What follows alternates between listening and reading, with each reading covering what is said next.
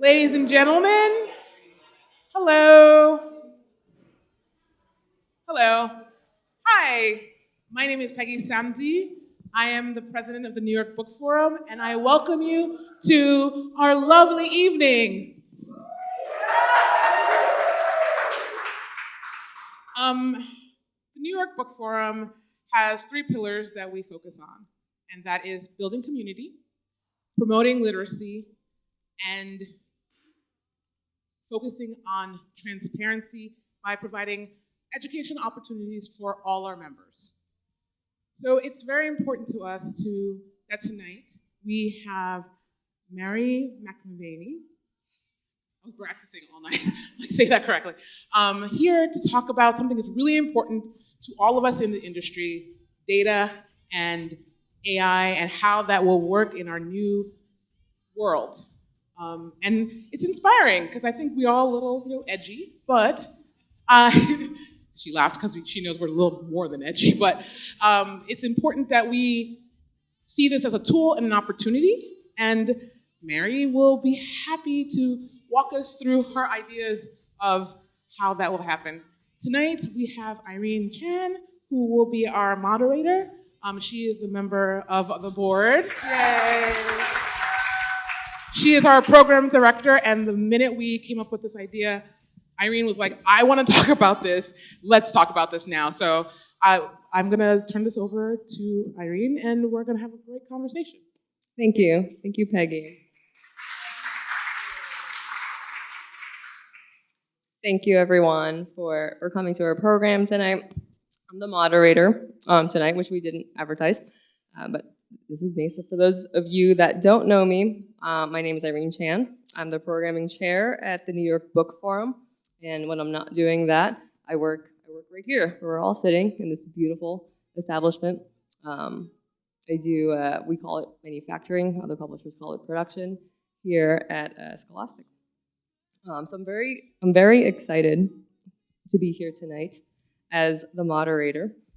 I feel very privileged to moderate this President Night because I had a chance to speak with Mary a few weeks ago, and I have never heard a person talk about data the way that you do. Well, thank you. Yeah. Thank you. I left it with goosebumps. It was great, and I don't think you hear a lot of people say that about data. I definitely don't, and No. I know I have a lot of my team here, and I know I talk about data all the time, and I'm pretty sure they don't get goosebumps. So, well, I did. very glad. Yes. So it's my privilege to present our speaker tonight at the New York Book Forum, Mary McAveney, President and CEO of Abrams Books. Thank you. So if you can you start us off by telling us about your journey in publishing? Sure. So at this point in my life, my journey in publishing has been quite long. And interestingly, I actually started my journey at Abrams and am now coming back to Abrams, which I think is really a very nice and oddly karmic experience. I started at Abrams as a marketing manager and worked for a very curmudgeonly salesperson. At that time, marketing and sales were one department. It was a very different company, so much so that if I came back to Abrams today, as I did, and didn't have the name on the door, you wouldn't know it, other than the books in the library, which of course are always the telltale sign. But it's such a different company. It's evolved so much, and the folks who are there now have grown the company enormously. And, big shout out to Michael Jacobs, who steered that ship for those many years through all of that growth. And so I come in at a moment when, it's just a completely different company. So before I was at Abrams, I was actually at Open Road Integrated Media, which is pretty much all digital. They do a small print business, which actually is, I think, quite a bit bigger now. But when I was there, it was really, the entire focus was digital. And that's when I really became immersed in data, and I started to really understand the power and impact that data has on a company. And we'll talk about this a little bit later, but that's where we first started to think about the business as a virtuous circle. And if you look at that from a business perspective, every healthy business is a virtuous circle. So it's really all about creating a flywheel of information and best practices and efficiency, and all of that is connected through data, and it really creates a healthy organization. Yeah, I think, obviously one of the things you're known for is your love of data. Was there like any particular pivotal moment at Open Road? Or, what was your perception of data before that and your perception of it after, and looking at it as a, circle? Yeah, that's a really good question. And I do feel like there was a pivotal moment at Open Road. I had consulted there for about 5 years, and we were doing, very traditional marketing. We were, the only untraditional thing about it was we were marketing the books all the time. But the kind of marketing we were doing was very traditional. It was trying to get coverage in blogs or newspapers. It was, trying to set up events. It was very much like the marketing I had done my whole career. And we would create these beautiful packages for authors, and they loved them. I mean, they were just pages and pages of,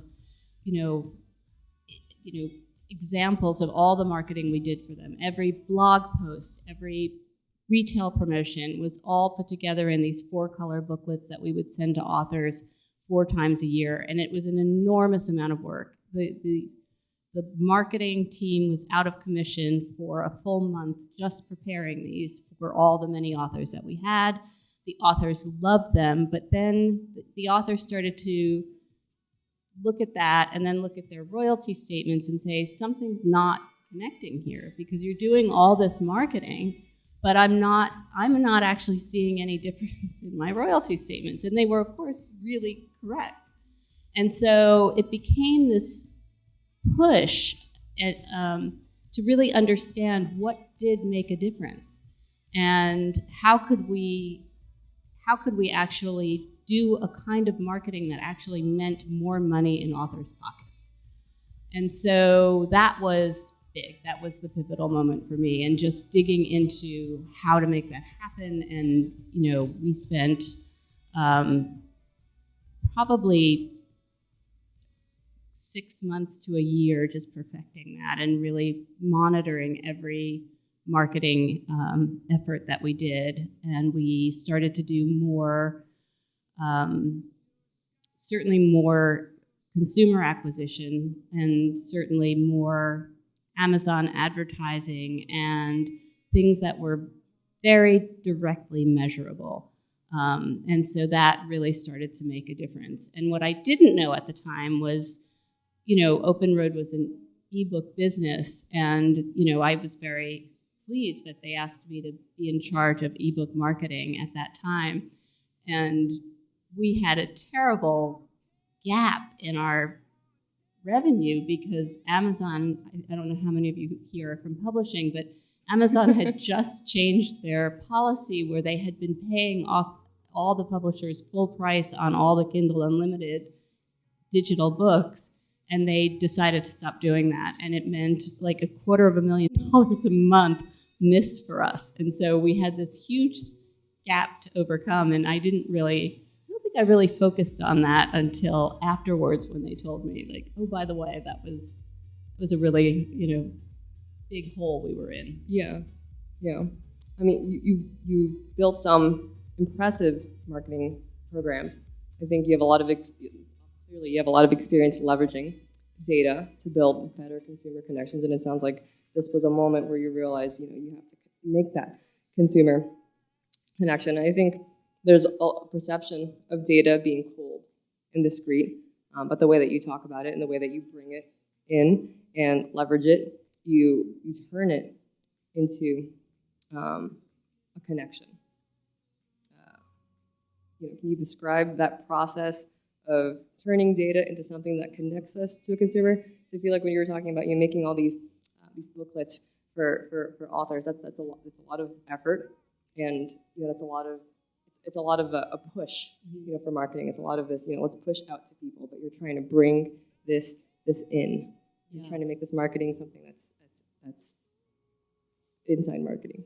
Yeah, and I think a big issue I find that we have to overcome is that we tend, as publishers, to abdicate the relationship with the consumer to other people, whether it's a retailer or a librarian or a media outlet.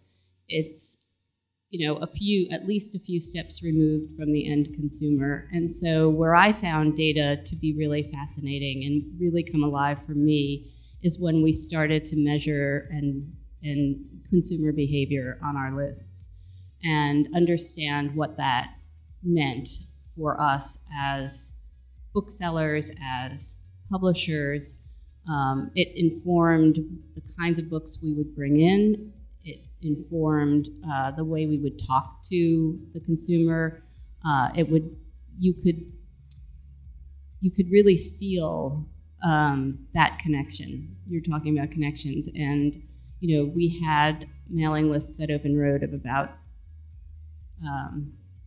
3 million subscribers, and it feels vast, but we were breaking them down all the time into subgroups and really crystallizing that behavior of that group so that we could understand what to put in front of them next, what was going to move them to try a new book, try a genre they might not have tried before.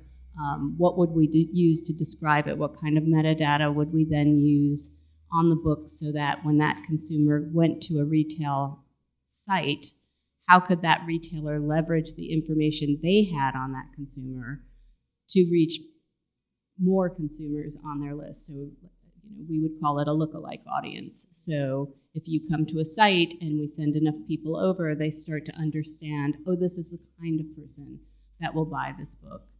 And then that feeds, again, a virtuous circle of its own. Can you describe a little more for us what that lookalike audience is? Because when I think of consumer groups, I think of age ranges. But what is a lookalike audience? Okay, so it could be any number of factors, any number of aspects of a consumer's behavior, personality, demographic, household income. Those are all really, so retailers who sell direct to consumers have very rich databases on their consumers. And so I may send a group of consumers over that they can then map their demographics and their behaviors to other consumers that they know better because they're already in their ecosystem. And then they'll understand that it becomes a ripple effect, right? They understand that, okay,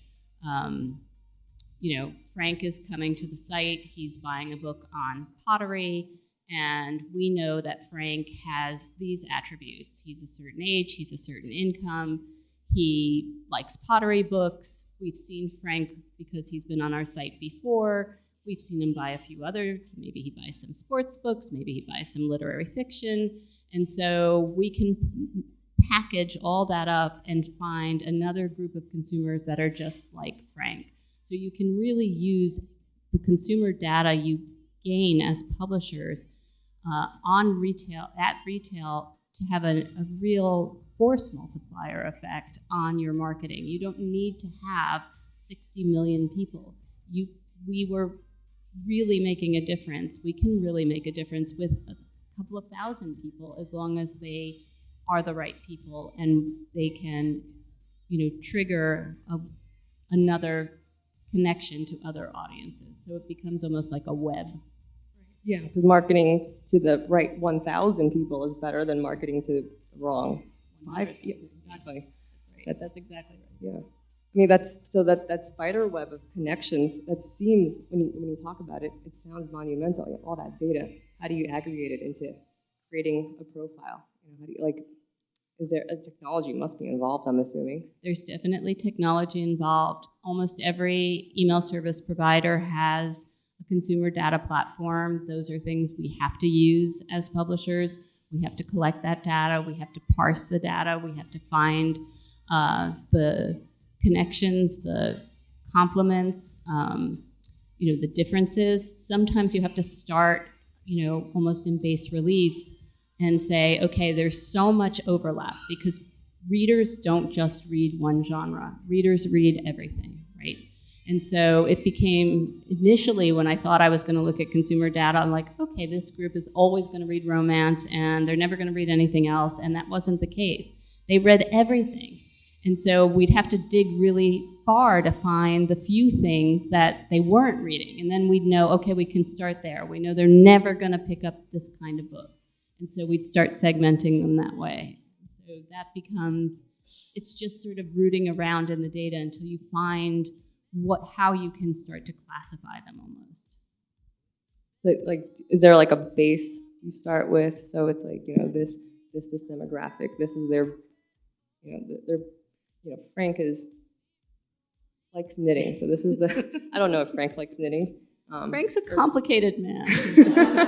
He's into knitting, maybe photography.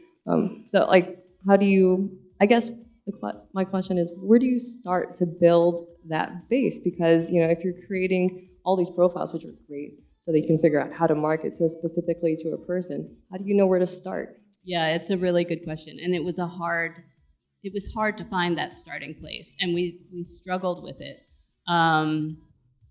So we start by sending everything to everybody, right? Because how else can you start? And then you start tracking their click behavior, and you start tracking, in Abrams' case, we can actually track their purchase behavior because we sell direct and we sell print.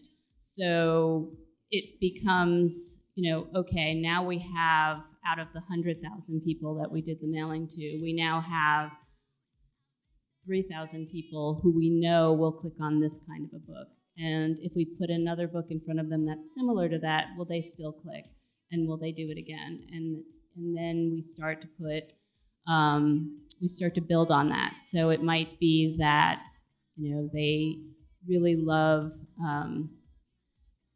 knitting, and we're putting knitting in front of them. And then we're going to say, okay, it might be that if they like knitting, they also like crochet. Okay, so let's try some crochet books and see if they like those. And then we go a little farther afield. Well, maybe they'll like cooking or woodworking, or maybe they're buying for someone else. And then we just see how many of them keep going. And then what you have is a mailing list, again, of people with multiple interests. And you start having to think about, okay, I now have all of this. I have to figure out which of the books I'm going to put in front of them the most often, because they'll buy 25 different categories, and my newsletter is only going to have one or two. And so how do we start, really winnowing down the kinds of books that we put in front of them? Yeah. So it was a lot of testing at first. Yeah. Then you figure it out, and then it sounds like now you can do it faster because you built this over time. So you mentioned, if you guys do direct sales, so it's easier for you to track your data from this. What if you're, a smaller publisher and you don't do direct sales? So like, what do you do to capture that so you can start navigating it? Yeah, so I think the best way to do that is through click behavior. So you can work with your retailers, and this is a really powerful thing to bring back to retailers, right? You don't have to sell direct to get that data. And sometimes, again, when you think about the force multiplier that a retailer can be, you want to bring someone to a retail outlet because that's going to help the sales overall of your books.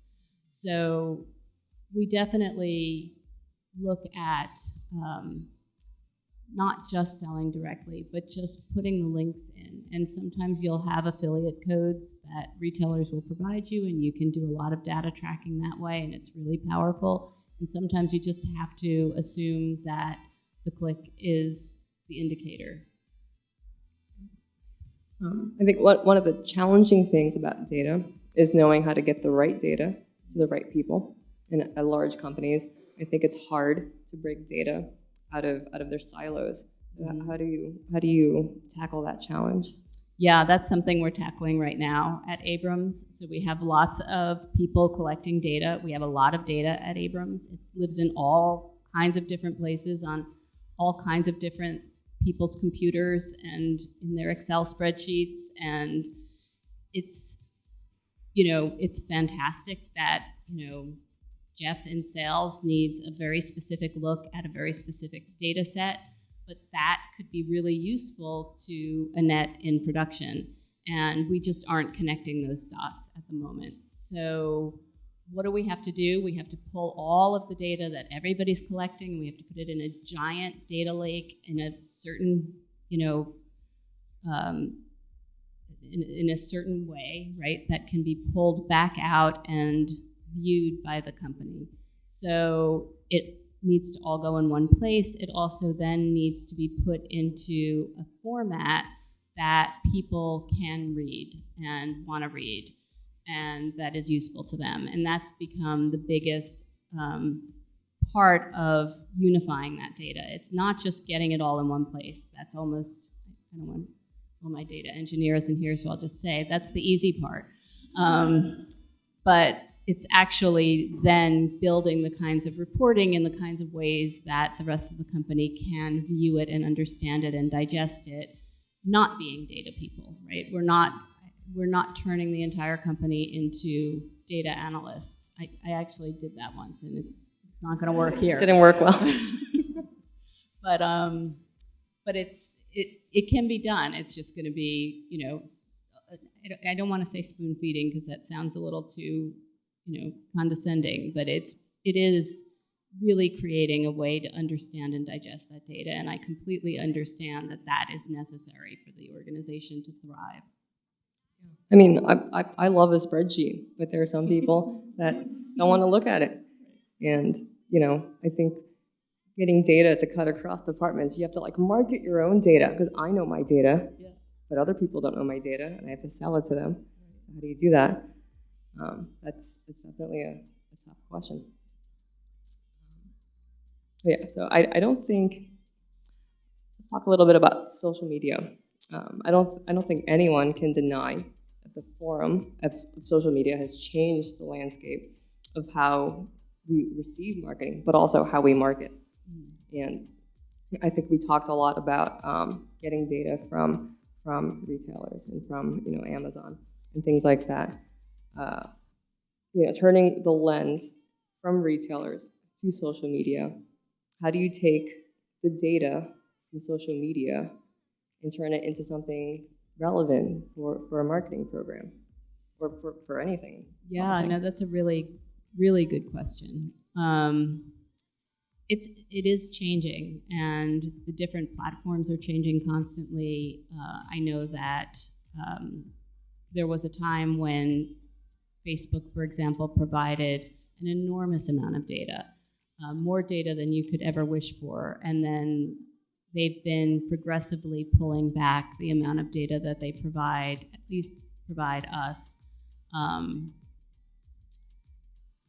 for a very long time. So it becomes smaller and smaller, and it becomes harder to target. It becomes harder to find the kind of audiences you want. But I think my approach with social media, as with many things, is how can we harness that to bring a consumer in to our ecosystem so that we can understand more about them. So again, it becomes really, for us, the functional part of social media that I find particularly useful is how can it bring me, a consumer, that I'm going to develop a relationship with and continue that relationship. Now, I know that that's a small part of what social does right now, because when you look at TikTok and you look at the power behind Book Talk and you look at all these authors and who have created enormous audiences and demand for their books, that's mind-blowing. And unfortunately, right now, we have not been able to deconstruct or reverse engineer the data on TikTok. So we still are quite blind to that kind of data. And so it again becomes the choice of, do I try to build my own audience, or do I abdicate the relationship to TikTok? And I think right now you can only do both, right? You're going to have to keep trying to build your audience because that is the lifeblood of publishing. But in the meantime, take advantage of whatever TikTok is doing, whatever your authors are doing, whatever platforms they have, we take full advantage of. And you have to. But it's a short-term gain. Yeah, I mean, like you said, build your audience on TikTok or any of these platforms. I think that's interesting, because I feel like right now, social media can be very siloed. Like the algorithms and the way it feeds to people, like you get certain content all the time, and then like when I got a dog, now it was just dog stuff. It was just suddenly blown up with dogs. And so I think there's the idea of building your social media audience, and then there's also these bubbles of consumers. How do you break into someone else's social feed? Like, how did all those dogs end up on mine? I don't know, but it was there. You might have mentioned your dog in front of your phone. I do it all the time. Yeah, but the idea of how do you break into that then? How do you, if you're looking to break into someone's social media bubble to get into that market, I'm sure data, some harnessing data in some way to figure that out is going to be the key. That's right. Yeah, and I think it really does all come back to consumer behavior. And I'm only, half joking about saying it in front of your phone. They are, tracking all of the consumer data about you for their platforms and for their bigger advertisers. And I think that if Abrams was spending a ton more money on Facebook or Instagram, there would be a way to break into that data that we just don't have access to because our spend is smaller than most, or because the products that we're selling aren't quite in line with what they do. I will also say that more and more often I see Facebook just personally getting it very wrong. They do keep serving me dog food ads, and I don't have a dog. So I haven't talked about a dog. I'm sure you'll get more after today. That's right. I shut my phone off. Let's talk about AI a little bit. Okay. Like personally, I think AI is incredibly useful in gathering data and in vetting data. I think there's the idea of getting all of this data, and then there's the idea of organizing all of that data, which you've done a lot of, and then vetting all of that data. So what are your thoughts on AI? Yeah, you're going in exactly the right direction. I mean, exactly the way I'm thinking about it is there is an immense amount of data. It could take weeks for someone to analyze the amount of data that we have, and so that is something that AI becomes indispensable for. And I think there's a lot of fear around AI. I think we're hearing it from our legal groups, we're hearing it from agents, we're hearing it from authors that they want to protect themselves. And really what I'm looking at in terms of AI is just a tool. Like, how can we use this, right? How can we use this for change in the way that we operate within the organization? How can we make people's day-to-day lives a little bit easier so that they're not uploading tons of data to an Excel spreadsheet and then having to run all kinds of, I know Frank finds this fun, but not everyone does. And is there a way to do that much more easily, much faster, much more efficiently? Is there an option there? And of course there is. The other thing is it can change product, right? And by changing product, I don't mean creating product. I mean changing the way we market the product, changing the way the product looks, the way the product is presented to the consumer. There are tools with AI that we can be using. That doesn't mean we're going to write someone's book with AI. It just means we might use AI to find a better way of presenting that product to a consumer. And it doesn't mean training AI to write the book, to change the book, but change the marketing, change the presentation. And then how does AI then change the industry? And I think like with any kind of operational or, big change in the industry, it really comes down to what are we building for ourselves? How are we using it? What are we finding useful about it? There are many vendors out there who are building, structure for companies to use, but it's not for publishing specifically. So as we customize, the way we use AI,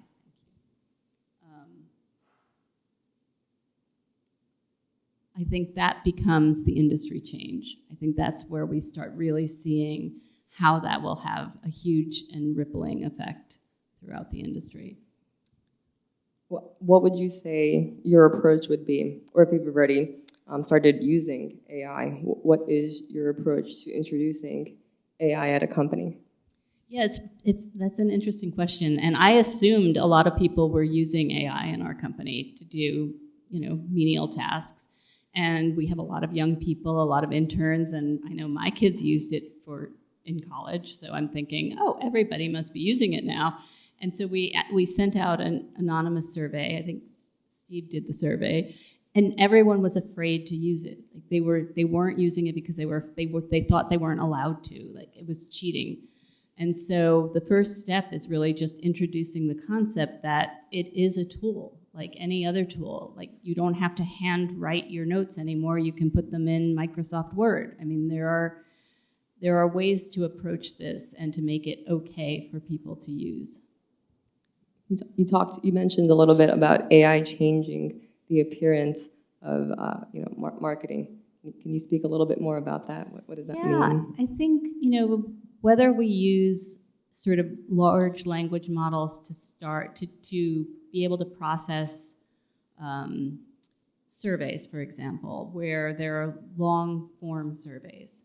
And, we're very, data analysts are very fond of short answer surveys, multiple choice or true or false or, something that will be easily boxed. You could use AI in long form surveys where it can ingest the text, understand the text, and then create a real output that is quantifiable and not just qualitative.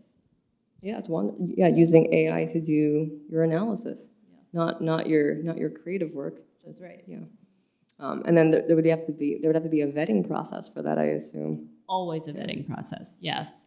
So even if you looked at AI to write a marketing plan, for example, what's the best way to bring this product to market?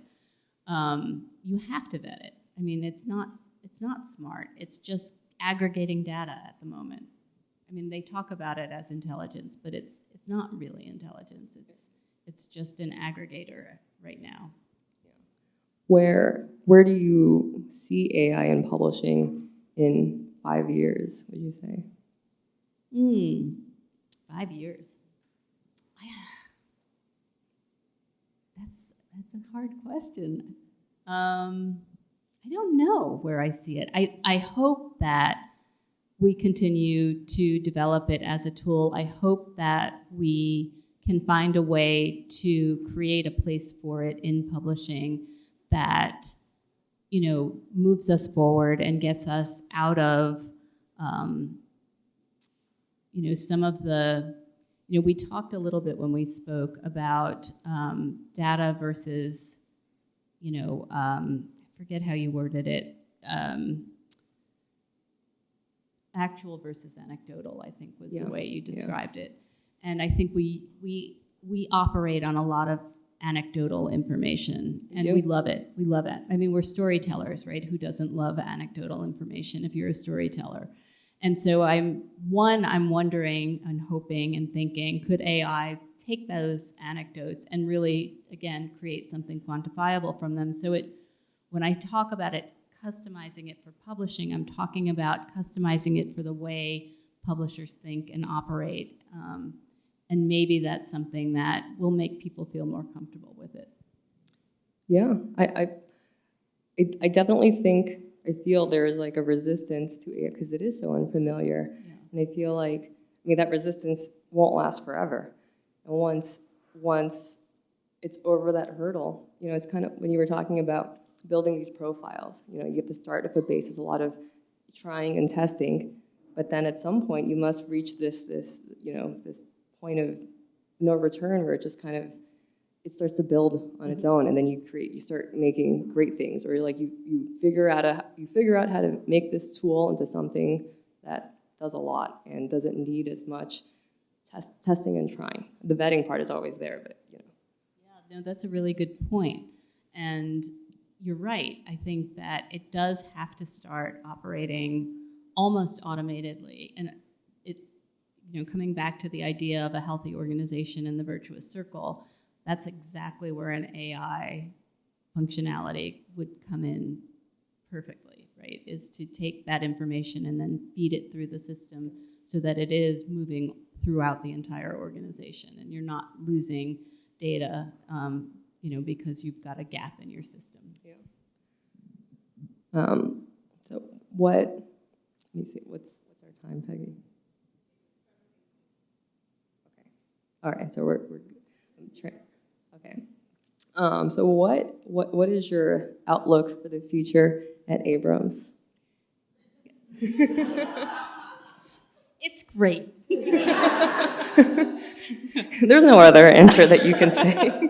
No, in all seriousness, I feel really good about where Abrams is going. I feel like we have, such an amazing staff that has done such just a great job of bringing the company to where it is and building these amazing books and programs and franchises.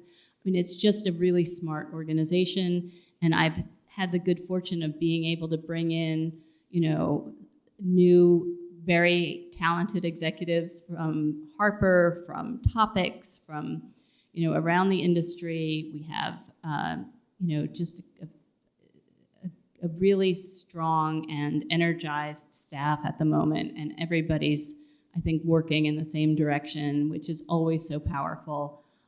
So I couldn't be more pleased about where we sit right now. It's just, we have a really interesting company. There are not a lot of companies our size left in the world, actually, and it's sort of a perfect construct of, really popular books like Diary of a Wimpy Kid, really amazing, lush illustrated books. We are launching a whole new division of comics and manga and graphic novels that we've never done before. I can't say floppies, it's not a good thing. It's single issue comics.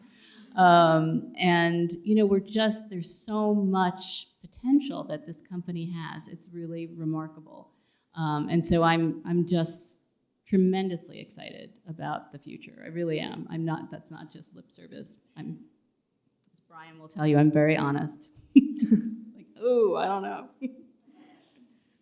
Are there any particular goals that you're excited at Abrams to reach? Yeah, I think my, aptly, my goal right now is really focused on the operational pieces of Abrams and getting them all in a flow. I think that I'm just starting to really become more involved in acquisitions and editorial, but my first year was almost completely dedicated to finance and operations and things that I feel were, just places where we could make tweaks that would really improve the organization dramatically. So it felt like that was the right place to be. So I think the exciting part now is really building on what they've done. We've just launched a children's graphic novel imprint called Fanfare, again, launching We're launching The Road as a graphic novel, the Cormac McCarthy book, in the fall.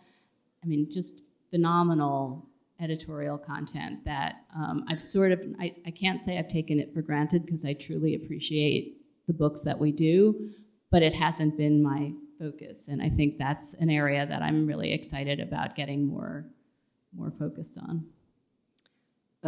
You spoke about looking at operations, looking at your experience with data. Have you seen any areas of crossover where how do you apply data to operations, to supply chain, to demand planning? Yeah, I mean, so I thought about that a lot, and I feel like moving the data from one area of the company to another, and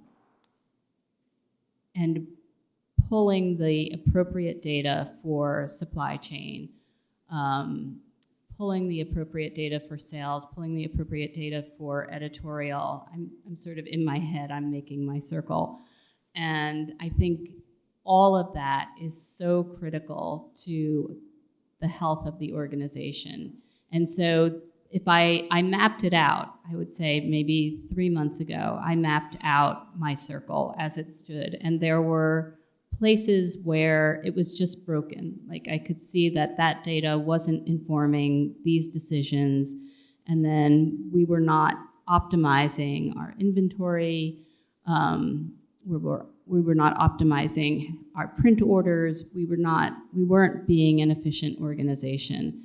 And so operationally, the data collection, the data distribution is critical to the company. It's critical to the success of the company. We cannot operate without it. I mean, it is absolutely core to everything.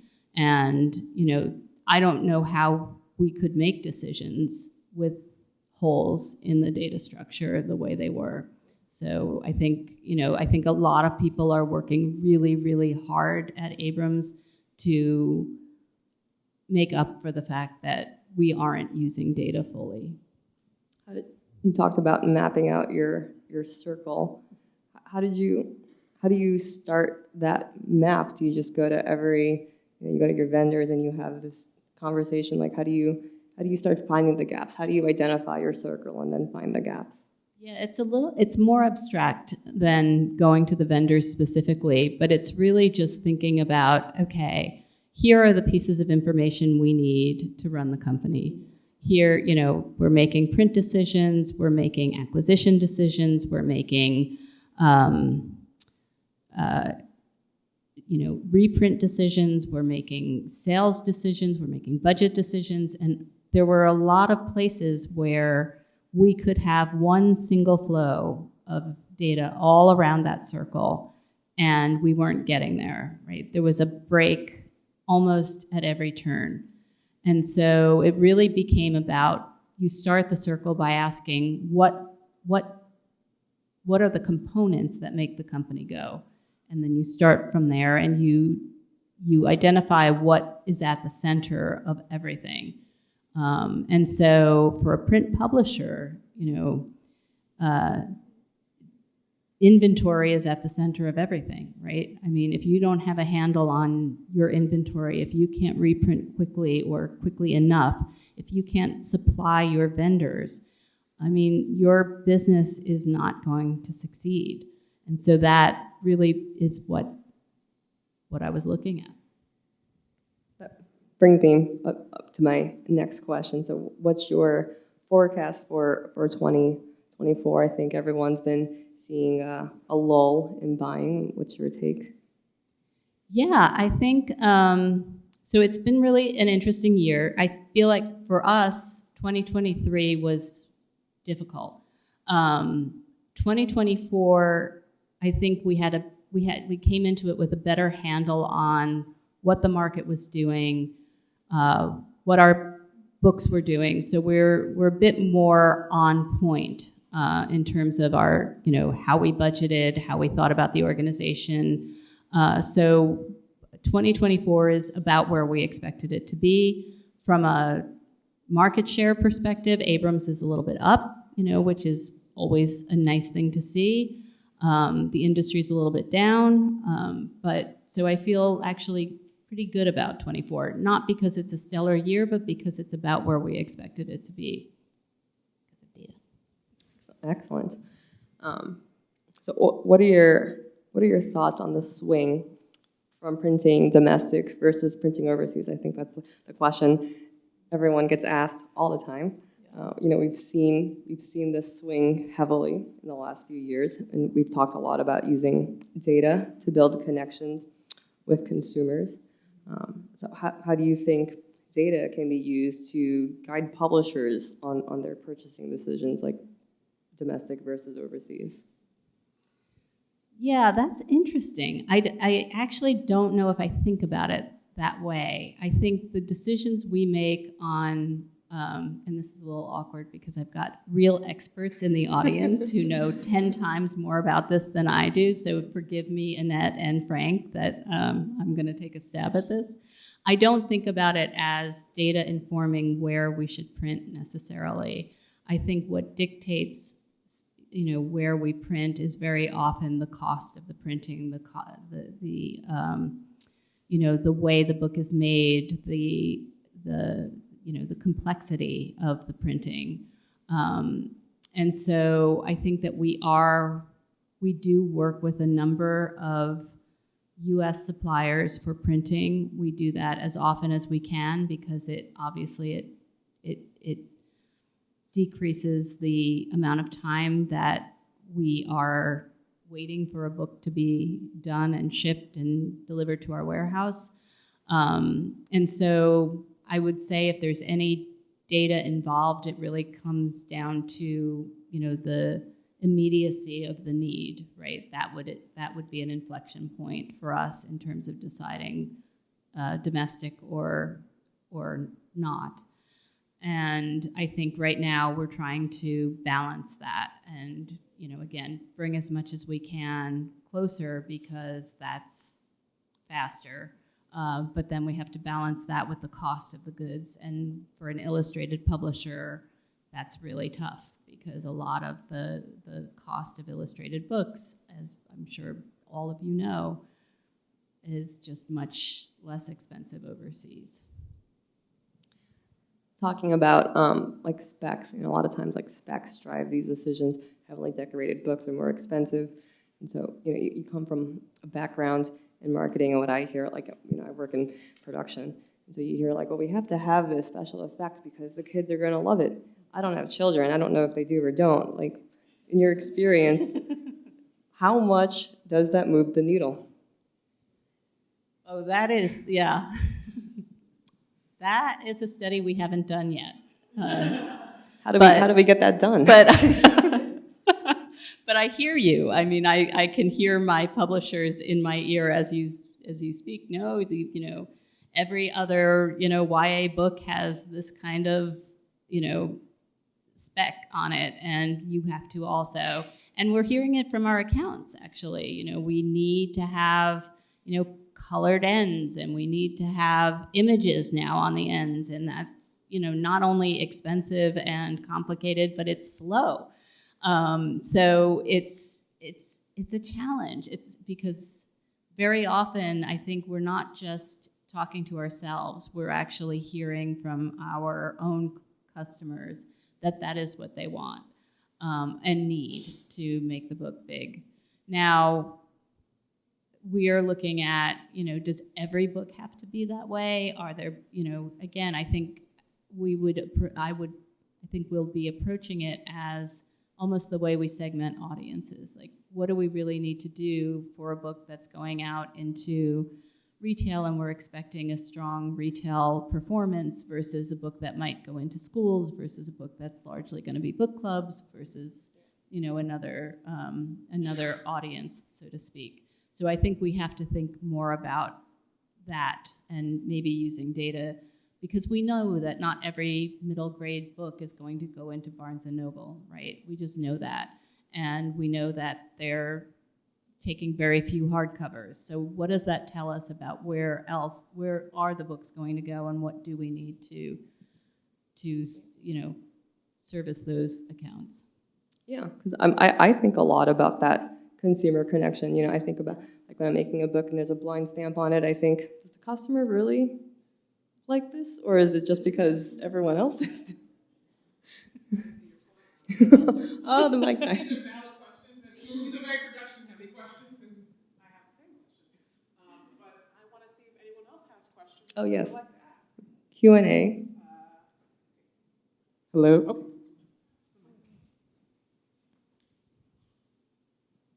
That's funny timing, because I literally just wrote it down. Going off of basically what we just talked about, I find the conversation of the decision-making between printing domestically and printing overseas to be very interesting. I also think the idea of making not necessarily design decisions to be very interesting. I guess, could you possibly speak to the idea of stepping outside of that mold? I know we're using data to understand what the market wants, but maybe if someone has an idea, you don't fully have that data. Are there instances where you're kind of like taking that step, perhaps based on data we haven't seen yet, or maybe a guess? Yeah, sure. I think that taking risks is really important. I don't believe that we should be cookie cutter at all in the approach to a creative output. So, but I do think we have to look carefully when we do take risks and be clear-eyed about the results of the risks that we take, because I think it's fantastic to do something really unique and unusual with a production or a design of a book. Can you do that all the time? I don't know. Maybe it would pay off, but I think it's just something you take the risk, and then you measure. Anyone else?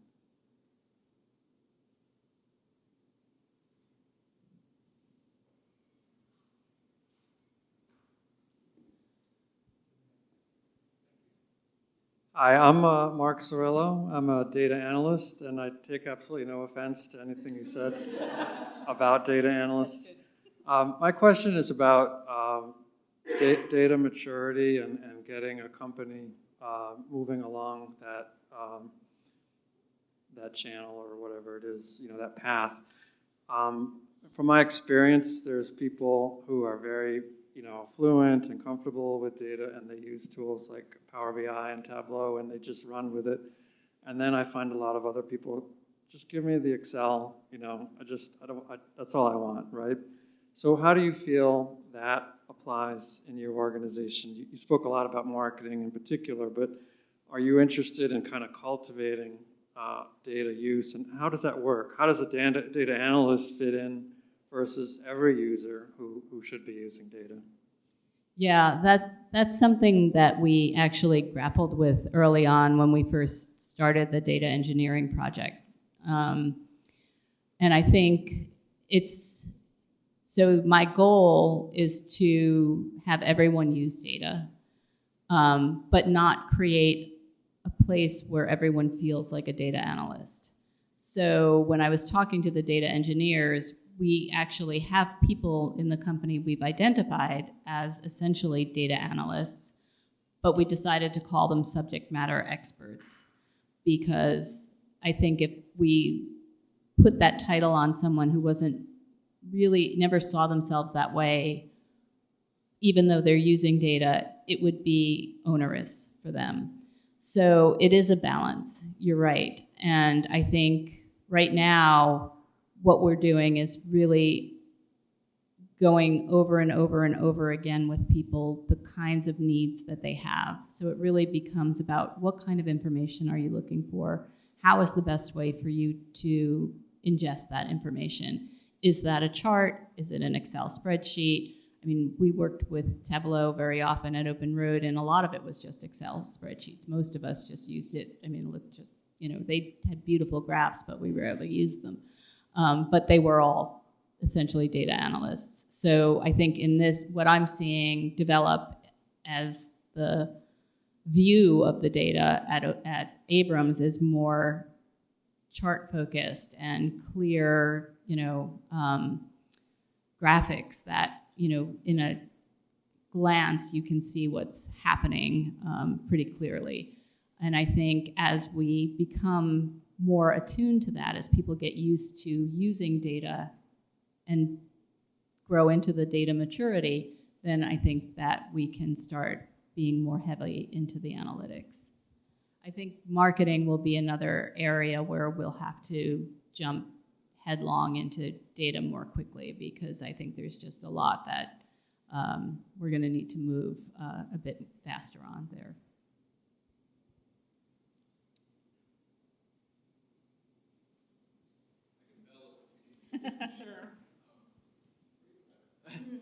So I'm Robert Mixner. I'm an editor and I'm a former public librarian. So my experience with data has been, my feeling is that it doesn't have to lead to like kind of a winnowing, and it can lead to expanding, and taking risks and things like that, and leading you into new and more productive areas. But also my real practical experience with how people use data and analytical tools and things like that is that it does tend to lead to that winnowing and narrowing and such. How do you combat that? Yeah, that's a good question. I actually haven't had that experience. So it's good to, it's not good to hear, but it's important to hear that aspect of people using data, because I have seen on certain occasions people go into data paralysis, right? They can't make a decision, there's too much data, they can't, it's overwhelming, and so they do nothing.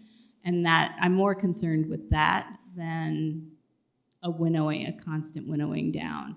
So I think I don't know how we'll combat it, because I haven't seen it come up yet, but it's certainly something that I'd like to keep an eye on. It's a good point.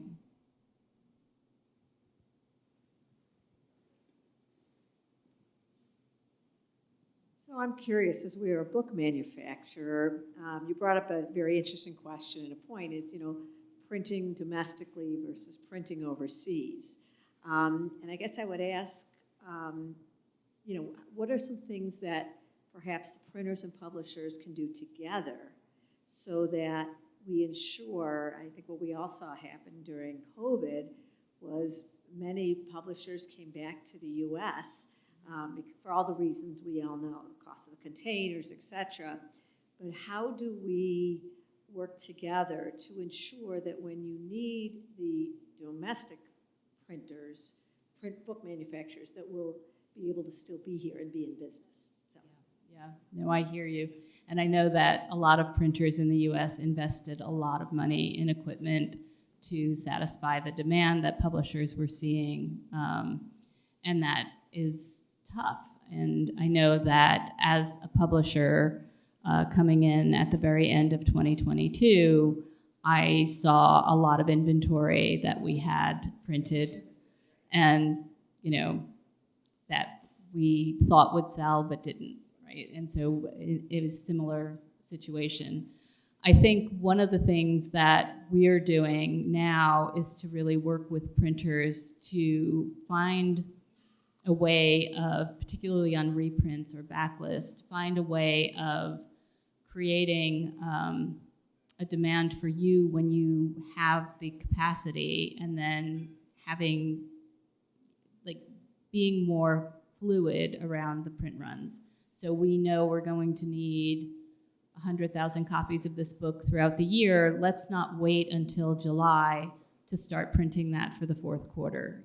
How can we start, spreading that out a little bit more so that we are using your equipment and that there is, a capacity surplus, let's say. So that's one thing that we're doing, but we do want to continue to have discussions with printers. We had a very similar exchange at BMI earlier this year, and we are open to that. We want to hear from printers, here in the US about how we can work together to create a win-win for both of us. I don't mean to cut any, and if there are any more questions, I'm sorry. We are guests at this lovely place, and we don't want them to not want us to come back. But I do personally have a question. As the industry changes due to data and AI, what is the skill you believe that you would like your publishing folks, especially young professionals coming into the industry, to have? Sure. Curiosity, really. I think that's the biggest skill that I think we really need, and just a genuine interest in what we're doing and entrepreneurialism, but first and foremost, curiosity. Love that. It's a great answer, and it's something that it doesn't matter where you are in your career, you can use to move yourself forward. So thank you so much. This was a great conversation. Thank you both.